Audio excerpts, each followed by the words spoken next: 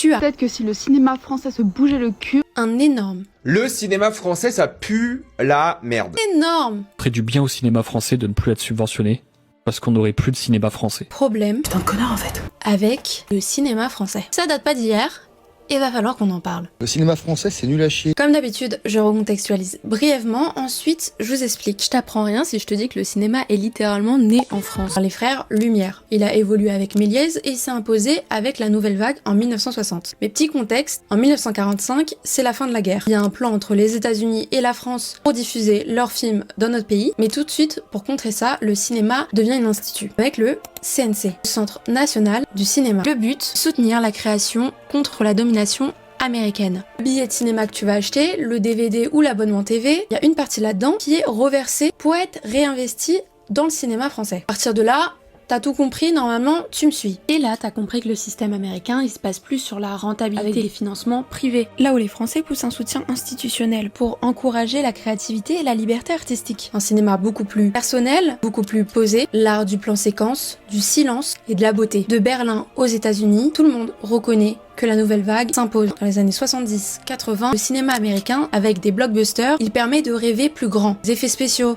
gros casting. Le cinéma français a du mal. Il y a un truc qui monte aussi, c'est la télé. Et ça va faire du mal au cinéma. On voit de grosses comédies, films historiques, que ça rentre dans les cases et que ça marche très vite, pour pouvoir être rediffusé à la télé. Films introspectifs viennent moqués par le public. On dit qu'on parle trop, on chuchote, ce qui pourtant faisait la force du cinéma français. Mais bon, ce que vous savez pas, c'est qu'en Europe, la France est un des plus gros producteurs de films. Jusqu'à 300 films par an. Du polar, la science-fiction, l'animation, du genre, expérimental. Et vous, ce que vous voyez, ce dont vous vous plaignez, c'est beaucoup de drame social. Et je le comprends. Le public populaire, il a été boudé non pas que dans la distribution des films, mais aussi dans la représentation. On montre des profils clichés, du racisme à outrance, d'agriculteurs qui savent même pas aligner deux mots. C'est pas un secret pour tous, on a grandi et on a baigné avec la culture d'Hollywood. Marvel, Disney, Nolan, Tarantino. Tout va très vite, tout est très spectaculaire. Pourquoi alors ces films ne sont pas mis en avant? Les boîtes de distribution, elles se concentrent sur la promo de films qui sont rentables. Les comédies faciles à vendre, tous les formats TV compatibles, qui seront plus faciles à être vendus aux chaînes. Et surtout, c'est l'effet boomerang. À trop vouloir parler